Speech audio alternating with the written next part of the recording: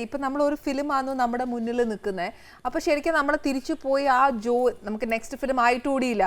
പക്ഷെ തിരിച്ചു പോയി എനിക്ക് ഈ പടം ചെയ്യണം എന്ന് പറഞ്ഞിട്ട് ജോലി റിസൈൻ ചെയ്തില്ലേ, ഈ ധൈര്യം എവിടെ നിന്ന് വന്നേ? ഒന്നും പറയണ്ട, അതൊരു വലിയൊരു ധൈര്യമായിരുന്നു. പക്ഷെ എല്ലാം ഫാമിലിയൊക്കെ എതിരായിരുന്നു.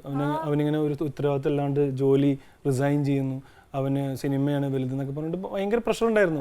ഞാൻ ശരിക്കും നല്ല പ്രഷറിലായിരുന്നു ആക്ച്വലി. പിറ്റേ ദിവസം മുതൽ ഷൂട്ട് തുടങ്ങുമെന്ന് വിചാരിച്ചോടുന്ന് ഞാൻ 21ാമത്തെ ദിവസമാണ് എൻ്റെ ഫസ്റ്റ് ടേക്ക് എടുക്കുന്നത്.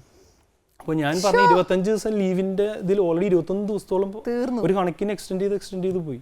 അപ്പോൾ ഇതിൻ്റെ ഇത്രയും ഗ്യാപ്പ് വന്നതോടെയാണ് എനിക്ക് ഈ റീതിങ്കിങ് വന്നത്. അതല്ലെങ്കിൽ അന്നേ ഷൂട്ട് ചെയ്ത് എനിക്ക് സ്വസ്ഥമായിട്ട് 25 ദിവസം അതിനുള്ളിൽ പറഞ്ഞ് എനിക്ക് തിരിച്ച് ചെല്ലാം, ജോലിക്ക് ജോയിൻ ചെയ്യാം, മീൻസ് എന്തെങ്കിലുമൊക്കെ പറഞ്ഞിട്ടാണെങ്കിലും ചെയ്യാം. ഈ ഷൂട്ട് വൈകിയോട് കൂടിയാണ് എൻ്റെ പ്ലാനിങ് മൊത്തം മാറിപ്പോയത്. അപ്പം പിന്നെ അതാണ് ഈ ഇങ്ങനെ റീതിങ്ക് ചെയ്യാനും ഇത് വന്നത്. അപ്പൊ ഇത് ഇത്രയും പ്രഷറോടുകൂടിയാണ് ഈ സിനിമയിലേക്ക് അഭിനയിച്ചത്. അതിൻ്റെ ഒരു സന്തോഷം, അതിൻ്റെ ഒരു ഹിറ്റായി. ശരിക്കും ഈ ഒരു പ്രഷർ നല്ലതായിട്ടൊരു എന്താ പറയുക, ഒരു ബലൂൺ പൊട്ടുന്ന പോലെ ആയിരിക്കും ശരിക്കും. വിത്തിൻ സെക്കൻഡ്സ് അല്ലേ ആ പ്രഷറൊക്കെ. ഈ പ്രഷർ ഉണ്ടായിരുന്നത് കൊണ്ട് തന്നെ തോന്നുന്നു ഫൈറ്റ് സീക്വൻസ് ഒക്കെ വന്നപ്പോൾ ഞാൻ മാക്സിമം എന്നാൽ ചെയ്യാവുന്ന രീതിയിൽ ഞാൻ ചെയ്തിട്ടുണ്ട്. 2 പ്രാവശ്യം എന്നെ ഹോസ്പിറ്റലിൽ എടുത്തുകൊണ്ട് പോയിട്ടുണ്ട്.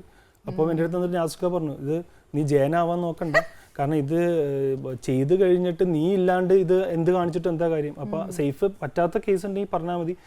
ഡൂപ്പൊന്നും ഇല്ലാണ്ടാണ് നമ്മൾ ചെയ്തത്. അതിലോരോ സീക്വൻസ് കണ്ടാലും അറിയാൻ പറ്റും. അപ്പം അതൊക്കെ അത്രയും നമ്മൾ അതിൽ കമ്മിറ്റഡ് ആയിരുന്നു. കാരണം എനിക്ക് വേറെ നിവൃത്തിയില്ല. ഇത് എല്ലാവരും എന്നെ നോക്കിയൊക്കെയാണ്. എല്ലാവർക്കും നമ്മളെ പറഞ്ഞാൽ മതി, കുറ്റം പറഞ്ഞാൽ മതി. നമ്മളൊരു തീരുമാനം തെറ്റാവണം എന്നായിരിക്കും മറ്റുള്ളവർ ചിന്തിക്കുക. പക്ഷെ എനിക്ക് മാത്രമോ അല്ലെങ്കിൽ വൈഫിനോ എൻ്റെ ബ്രദേഴ്സിനോ ഉണ്ടാവുള്ളൂ. എന്തുകൊണ്ടാണ് നമ്മൾ അത്രയും എടുത്ത തീരുമാനം പോസിറ്റീവ് ആവണമെന്ന് അവർക്ക് കൂടുതൽ ഇതുണ്ടാവുള്ളൂ. കാരണം അതിൽ ഞാൻ തോറ്റതിന് തുല്യമാണല്ലോ. സത്യം. അപ്പൊ ആ ഒരു പ്രഷർ എനിക്ക് തോന്നുന്നു അതായിരുന്നു എന്ന് തോന്നുന്നു.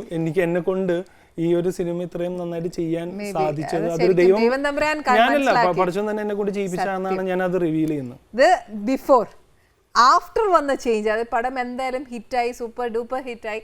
അതിനുശേഷം ജീവിതത്തിൽ വന്ന മാറ്റങ്ങൾ എന്നൊക്കെയായിരുന്നു? ജീവിതത്തിലെ മാറ്റം എന്ന് പറഞ്ഞാൽ വേറെ ഓഫേഴ്സ് ഒന്നും. എനിക്ക് ഫസ്റ്റ് തന്നെ ഓഫർ വന്നത് ദിലീപ് ഏട്ടൻ്റെ വെൽക്കം ടു സെൻട്രൽ ജയിൽ എന്നുള്ള മൂവിയിലാണ്. അപ്പോൾ അതിനൊരു 6 മാസത്തോളം വെയിറ്റ് ചെയ്യേണ്ടി വന്നു.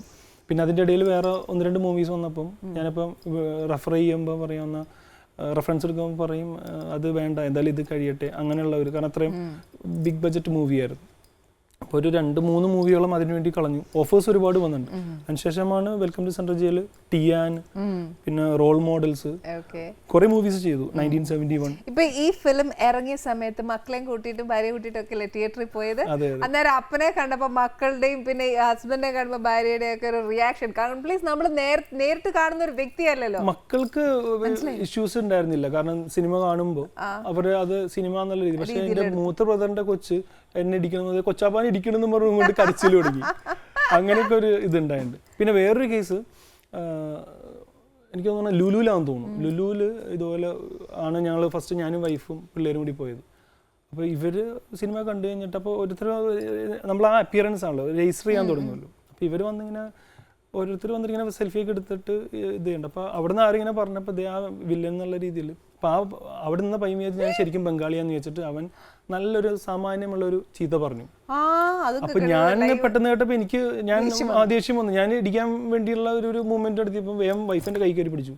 അയ്യോ അങ്ങനെ പോലെ ഇത് സിനിമ തിയേറ്റർ, അത് സിനിമ കണ്ടിട്ടുള്ള റിയാക്ഷൻ അല്ലേ, അത് സന്തോഷിക്കുകയല്ലേ വേണ്ടെന്നൊക്കെ പറഞ്ഞിട്ട് എന്നെ ഇട്ട് ബ്രെയിൻ വാഷ് ചെയ്തു. അപ്പോൾ അതിനും വേഗപ്പെടുന്ന ആരും വിളിച്ചു, എടാ അത് മലയാളി, അത് ബംഗാളി അല്ല മലയാളിയാന്ന് പറഞ്ഞിട്ട് പിന്നെ അവനെ കണ്ടുമില്ല, അവൻ അവിടുന്ന് മുങ്ങി. ശരിക്കും ആ ക്യാരക്ടർ അത്രയും ഉള്ളിലേക്ക് ചെന്ന് കേട്ടോ. അല്ല, എനിക്ക് ഫസ്റ്റ് കേട്ടപ്പോ എനിക്ക് അത് മനസ്സിലാക്കിയില്ല. ശരി, അപ്പനമ്മ എന്നാ പറഞ്ഞത് കഴിഞ്ഞപ്പോ?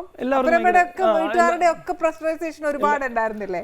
ഫാദറും മദറും അങ്ങനെ അത്ര പ്രസന്റേഷനും ഇല്ല, അവന്റെ ഇതല്ലേ എന്നുള്ള രീതിയിൽ അങ്ങനെ കൂടുതൽ ഇൻലോസിന്റെ ഒക്കെ ഭാഗത്തുനിന്നായിരുന്നു കൂടുതലും പ്രഷർ കൂടുതൽ. പിന്നെ അതിനുശേഷം എല്ലാവരും നേരിട്ടൊന്നും പറയാനും മേല, നേരിട്ടൊക്കെ പറഞ്ഞിട്ടുണ്ട്, ധൈര്യമായിട്ട് പറഞ്ഞിട്ടുണ്ട്, ഒരു കുഴപ്പമില്ല, ധൈര്യമായിട്ട് പറഞ്ഞിട്ടുണ്ട്. പിന്നെ അതിനുശേഷം അവർ ഫാമിലി എല്ലാവരും കൂടി വന്നിട്ട് എന്നെയും വിളിച്ചിട്ട് പോയിട്ട് തിയേറ്ററിൽ ഒരുമിച്ച് ഇരുന്ന് സിനിമയെ കണ്ട് എല്ലാവരും അപ്രീഷിയേറ്റ് ചെയ്തൊക്കെ വിട്ടു. കാരണം ഞാൻ എടുത്ത തീരുമാനം അവരും അക്സെപ്റ്റ് ചെയ്തെന്നുള്ള ഒരു, കാരണം ആ മൂവി എനിക്ക് അങ്ങനെ ഒരു ഇത് തന്നു, ഹിറ്റായതുകൊണ്ട്. അതല്ലെങ്കിൽ ഇവരെല്ലാവരും എന്നെ ഉറപ്പ്. ഇപ്പൊ ശരിക്കും പറഞ്ഞോണ്ടല്ലോ, നമ്മൾ പണ്ടൊക്കെ കുഞ്ഞിലെ ആയിരിക്കുമ്പോഴത്തേക്ക് അച്ഛനും അമ്മയൊക്കെ എന്നാ പറയുന്നതെന്നറിയോ, ഇപ്പൊ പിച്ചക്കാർ വരും നിന്നെ ഇപ്പൊ പിടിച്ചോണ്ട് പോകും, അതായതാന്നൊക്കെ പറഞ്ഞ് നമ്മളെ പേടിപ്പിക്കും. ഇപ്പൊ ശരിക്കും പറഞ്ഞാൽ ഏതൊരു അച്ഛമ്മമാരെ ആദ്യം പറയുന്ന മര്യാദയ്ക്ക് നിന്നോ അല്ലെങ്കിൽ നിന്നെ ബംഗാളി പിടിച്ചോണ്ട് പോകുന്ന പറയുന്നത് അല്ലേ? സത്യം. എന്താ വെച്ച് കഴിഞ്ഞാല് ഞാൻ ഇത് കഴിഞ്ഞിട്ട് ഞങ്ങൾക്ക് ഒരു ക്രിക്കറ്റ് C3 എന്ന് പറഞ്ഞ ക്ലബ്ബിൽ ഞാൻ കളിക്കുന്നുണ്ട്, ചാക്കോച്ചനൊക്കെ ഉള്ള ഒരു ക്ലബ്ബാണ്. അപ്പോൾ അവരൊരു മാച്ച് നടക്കുന്ന സമയത്ത് ഞാൻ പോയിരുന്നു. അപ്പം ബിജു മജീദ് എന്ന് പറഞ്ഞൊരു ഡയറക്ടറുണ്ട്. പുള്ളി ഞങ്ങൾ ഒരുമിച്ച് രാവിലെയൊക്കെ പ്രാക്ടീസ് ചെയ്യുന്നു. ഞങ്ങൾ സെൻറ്റ് പോൾസ് എന്ന് പറഞ്ഞ കോളേജിൽ CCL റിലേറ്റഡ് ആയിട്ട് പ്രാക്ടീസ് ഇടാൻ വേണ്ടി ഞങ്ങൾ ഒരുമിച്ച് ചെയ്യുന്നു. പുള്ളി വേഗം വന്ന് എൻ്റെ അടുത്ത് സെൽഫി എടുത്തു. അപ്പോൾ ഞാനും സർപ്രൈസ്ഡ് ആയി, കാരണം ഡയറക്ടറൊക്കെ വന്നിട്ട് നമ്മുടെ സെൽഫി എടുക്കണം എന്താണെന്ന് വിചാരിച്ചു. അപ്പോൾ ചോദിച്ചപ്പോൾ എടാ നീ വല്ല പൊങ്ങൊന്നും വേണ്ട, ഞാൻ എടുത്തെന്തിനാന്ന് വെച്ചാൽ എൻ്റെ മോൻ എന്താണെന്ന് അറിയില്ല, ഫ്ലാറ്റിൽ നിന്ന് ഇറങ്ങി ഡെയിലി ഓട്ടോ ആണ്, റോഡ് ക്രോസ് ചെയ്ത് അപ്പുറം പോകും, വണ്ടികളൊക്കെ അങ്ങോട്ട് കൊണ്ട് പോകണം, അവനൊന്ന് പേടിപ്പിക്കാനാന്ന് പറഞ്ഞു. അപ്പോൾ എന്നിട്ട് പുള്ളി എന്നെ വിളിച്ചു, ഇപ്പൊ അവന് റോഡിലോട്ട് ഓട്ടോ ഒന്നുമില്ല, അവൻ നീ ബംഗാളി വരുമെന്നും പറഞ്ഞ് പേടിപ്പിച്ച് ഈ ഫോട്ടോ കാണിച്ചു കൊടുത്താൽ മതി. അത് ഒരുപാടുണ്ട് അങ്ങനത്തെ. കാരണം ചില വീട്ടമ്മ എനിക്ക് ഫേസ്ബുക്ക് വഴി മെസ്സേജ് ഒക്കെ അയച്ചിട്ട് ഇങ്ങനെ വീട്ടമ്മമാർ സംസാരിക്കാൻ ഒരുപാട് ഫോണിലൂടെ ഞാൻ നമ്പറൊക്കെ കൊടുക്കുകയും ചെയ്യും അവസാനം, എന്നിട്ട് എന്നെ ഫോണിലൂടെ ഒക്കെ വിളിച്ച് സംസാരിക്കാറുണ്ട്. അപ്പോൾ അവർ പറയുന്നത് വേറെ ഒന്നുമല്ല, അവരെ മക്കള് അവരെ പേടിപ്പിക്കാൻ, ഭക്ഷണം കൊടുക്കാനൊക്കെ വേണ്ടി പേടിപ്പിക്കാനായിട്ട് പണ്ട് നമ്മൾ മറ്റേ ഉമ്മാക്കി വരും എന്നൊക്കെ പറയില്ല, അതുപോലെ ബംഗാളി വരുന്ന ഈ ഫോട്ടോ ഒക്കെ കാണിച്ച്, അതായത് നമ്മുടെ സിനിമയിൽ നിന്നുള്ള ഫോട്ടോ ഒക്കെ എടുത്ത് കാണിച്ചിട്ടാണ് ഈ പറഞ്ഞ പോലെ മക്കളെ ഭക്ഷണം കഴിപ്പിക്കുന്നത്. ഭയങ്കര സന്തോഷമുണ്ട്, നന്നായി ചെയ്തതുകൊണ്ടാണ് അങ്ങനെ എന്നൊക്കെ പറഞ്ഞിട്ട് നല്ലൊരു സോഷ്യൽ ഇതായാലും ഈ കുസൃതി കാണിക്കുന്ന മക്കളൊക്കെ നന്നായി.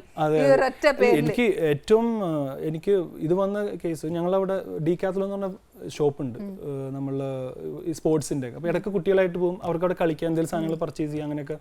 ഒരു സന്ധ്യ നേരം ഇതുപോലെ പോയപ്പോൾ ഔട്ട് സൈഡ് പ്ലേയിങ് ഏരിയ ഉണ്ട്. അപ്പോൾ കുട്ടികൾ അങ്ങോട്ട് പോയപ്പോൾ ഞാൻ വേഗം പുറകെ പോയപ്പോൾ ഒരു ലേഡി എന്നെ ഇങ്ങനെ സൈഡിൽ, അപ്പോൾ എൻ്റെ ഈ സൈഡിൽ നിന്നാണ് അവരെന്നെ കാണുന്നത്. അവർ ഇതിങ്ങനെ നോക്കിയിട്ട് അവർ വേഗം ധൃതിയിലാണ് നടന്നു. അപ്പോൾ ഞാൻ ചോദിച്ചാൽ എന്താ, അപ്പോൾ ഞാൻ ഇനി ഇങ്ങോട്ട് വന്നാൽ പിന്നെ എന്തെങ്കിലും ഇതാണെന്ന് വിചാരിച്ചിട്ട് ഞാൻ നോക്കിയപ്പോൾ അവർ വേഗം പോയി കൊച്ചിനെ വിളിച്ചുകൊണ്ട് തിരിച്ചിങ്ങോട്ട് വരും. അപ്പോഴാണ് അവർ എൻ്റെ ഫ്രണ്ട് ഫേസ് കാണുന്നത്. അപ്പോൾ തന്നെ അവർ അയ്യോ എന്ന് പറഞ്ഞിട്ട് വേഗം അടുത്തേക്ക് വന്നു. അപ്പോൾ വേഗം അടുത്തേക്ക് വന്നു. എനിക്ക് അപ്പം മനസ്സിലായി സംഭവം തിരിച്ചു. വേഗം വന്നിട്ട് അയ്യോ സോറി, ഞാൻ നിങ്ങളെ കണ്ടപ്പോൾ സൈഡാ കണ്ടപ്പോൾ ഞാൻ വിചാരിച്ചു ഏതോ ബംഗാളിയാന്ന് വിചാരിച്ചിട്ട് ഞാൻ വേഗം എൻ്റെ കൊച്ചെവിടെയെന്ന് അന്വേഷിക്കായിരുന്നു. ഞാനത് സത്യം പറഞ്ഞാൽ ഉള്ളിൽ നിന്ന് എന്തോ പോയി, കാരണം എൻ്റെ മക്കളൊക്കെ തൊട്ടപ്പെടുന്നിട്ട് പിന്നെ അവർ വേഗം അവർ ആക്ച്വലി ഒരു ഡോക്ടേഴ്സ് കപ്പിളാണ്, വേഗം ഹസ്ബൻഡിനെയും പരിചയപ്പെടുത്തി. എന്നിട്ട് അവർ പറഞ്ഞ് ഈ ഭയങ്കര ചേഞ്ചസ് ഉണ്ടായിരുന്നു പറഞ്ഞു അവർ ഈ സിനിമ കണ്ടതിന് ശേഷം. ഇപ്പോൾ ഹസ്ബൻഡാണെങ്കിലും കൂടുതൽ കുട്ടികളെ ശ്രദ്ധിക്കാറുണ്ട്. അപ്പോൾ അതൊരു വലിയൊരു പോസിറ്റീവ്, ശരിക്കും അത് നല്ലൊരു മെസ്സേജ് തന്നെ കൊടുക്കാൻ പറ്റി അല്ലേ. ശരിക്കും എൻ്റെ ഒരു ഫ്രണ്ടും ഇതുപോലെ പറഞ്ഞത്, അവൻ തിയേറ്ററിൽ നിന്ന് സിനിമ കണ്ടുകൊണ്ടിരിക്കുമ്പോൾ തൊട്ടടുത്ത് സിനിമ കാണുന്ന ആൾ, അപ്പോൾ പുള്ളി ഇങ്ങനെ ഭയങ്കര ചാറ്റിങ്ങാണ്, മെസ്സേജ് ഇങ്ങനെ അയച്ചുകൊണ്ടൊക്കെ ഇരിക്കുന്നുണ്ട്. വേഗം നമ്മുടെ സീക്വൻസ് വന്ന് ആ കൊച്ചിനെ ഇതൊക്കെ ചെയ്യുന്ന കണ്ടുപോലെ വേഗം പുള്ളിക്കാരൻ ഇത് പയ്യെ സ്ലോ ചെയ്ത് പുള്ളിയുടെ ശ്രദ്ധ അവിടെയായി. പിന്നെ പുള്ളി ചാറ്റിങ്ങെ മാറ്റി വേഗം പുള്ളി അവിടെ നിന്ന് ഇവൻ പറഞ്ഞതാണ് തൊട്ടടുത്തിരുന്ന് ഇവൻ കേട്ടോണ്ടിരിക്കും, വേഗം ഫോൺ വിളിച്ചിട്ട് വൈഫിനെ വിളിച്ചിട്ട് കൊച്ചെവിടെയാണ്, മോളെ എവിടെയെന്നൊക്കെ ചോദിക്കുന്നത് കേട്ടിട്ട് പുള്ളിക്കാർ ഭയങ്കര ടെൻഷനായി. അപ്പോൾ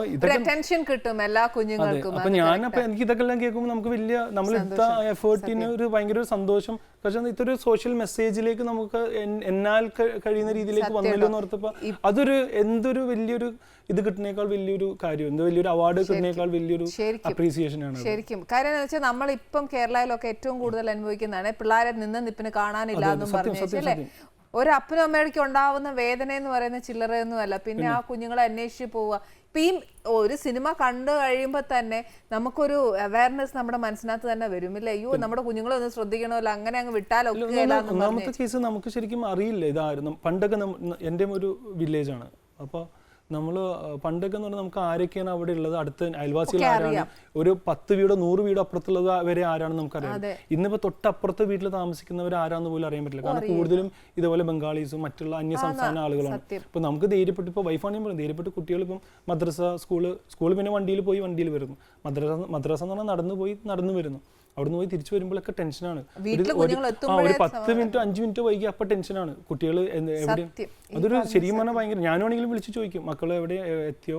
അപ്പോൾ മാക്സിമം ഞാൻ പറഞ്ഞേക്കുന്ന അധികം പുറത്തേട്ട് വിടണ്ട, നമ്മളുടെ ഉത്തരവാദിത്തമുള്ളൂ, നമ്മളെ ശ്രദ്ധക്കുറവാണല്ലോ, അത് നമ്മളാണല്ലോ ശ്രദ്ധിക്കേണ്ടത്. ബാക്കി ഒന്ന് സംഭവിക്കുന്നേക്കാൾ ഉപരി വരാൻ പോണതിന് മുന്നേ prevention is better than cure എന്ന് പറഞ്ഞാണ് സത്യം, അതാണ് റിയാലിറ്റി. അപ്പോൾ അതാണ് എല്ലാവരും ശരിക്കും പറഞ്ഞാൽ എനിക്ക് ഓഡിയൻസിനോടും പറയാനുള്ള ഒരു കാര്യം അതാണ്. എന്താണ്, നമ്മൾ മാക്സിമം ശ്രദ്ധിക്കുക. നമ്മളൊന്ന് വന്നതിന് ശേഷം സങ്കടപ്പെടുന്നതിലോ നമ്മളൊരു പ്രതികാരം ചെയ്യുന്നതിലോ ഒന്നല്ല കാര്യം.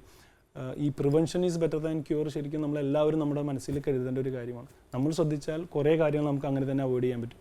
പ്രത്യേകിച്ച് ഈ സിനിമ കഴിഞ്ഞിട്ട് ഉള്ളതിൽ കുറേ റിയാക്ഷൻസാണ് ഈ ചാറ്റിങ്ങും ഇതൊക്കെ. അറിയാമല്ലോ ഇന്നത്തെ നമ്മുടെ ലൈഫേ തന്നെ മാറി, ഫുൾ ഈ പറഞ്ഞ പോലെ സോഫ്റ്റ്വെയർസിൻ്റെ കാലമാണ്.